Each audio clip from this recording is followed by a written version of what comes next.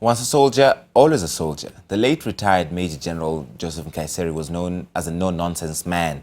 His conservative and straight-shooting approach to handling the security docket was sometimes controversial, but his firmness can be traced back to his military training. Admired by many and trusted to handle one of the most powerful ministries, how did Nkaissery turn around the Interior Ministry? NTVs Dennis Okari takes us through his journey. Retired Major General Joseph Nkaissery took office as the Interior and Coordination of National Government Cabinet Secretary after he was sworn in on Boxing Day in 2014. He took over from Joseph Olelenku, who was fired on 2nd December 2014 after barely serving 20 months in the internal security docket. Olelenku became the casualty of the rising insecurity in the country. 64 people killed in 2 attacks in Mandera, and the Westgate massacre that saw 67 people dead was enough. The smoke you are seeing from the building, terrorists setting some mattress on fire to distract our action.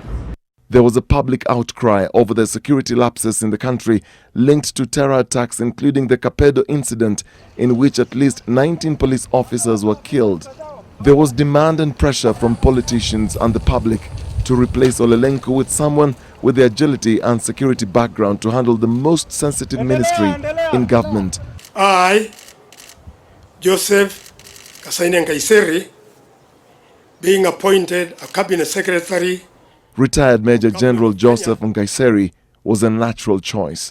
Parliament was unanimous in vetting his name for the job. It took longer than it should have to do the reorganization that we did in the security forces, because I think that was something that ultimately, once we did it and we got a new team and greater cooperation, amongst the security actors, that has resulted in us now seeing the kind of positive impact in terms of improved levels of security and our ability to deal with terrorism and other such issues.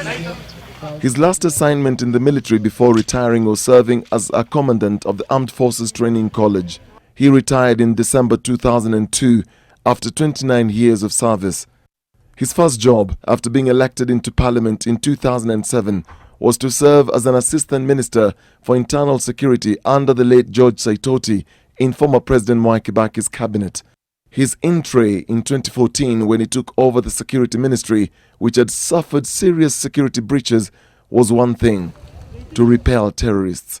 I want to promise that I will not let Kenyans down.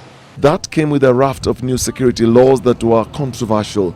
Joseph Nkaissery told Kenyans to expect major changes in the security sector, and in his first address after being sworn in, said he supported the amendments to the security laws, which were opposed by media owners, civil society groups and the Commission for Implementation of the Constitution. In his view, they were meant to fight crime and terrorism. One thing I can assure you is that we are not going to infringe on the human right of citizens. During his term as the Interior CS, security officials say he helped streamline security operations and instilling discipline with his conservative approach to operations.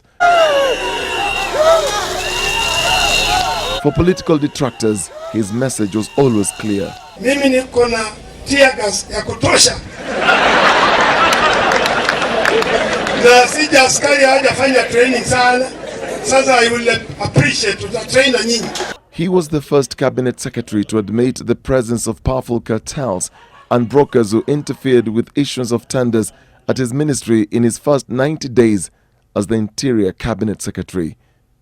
Dennis Okari, NTV.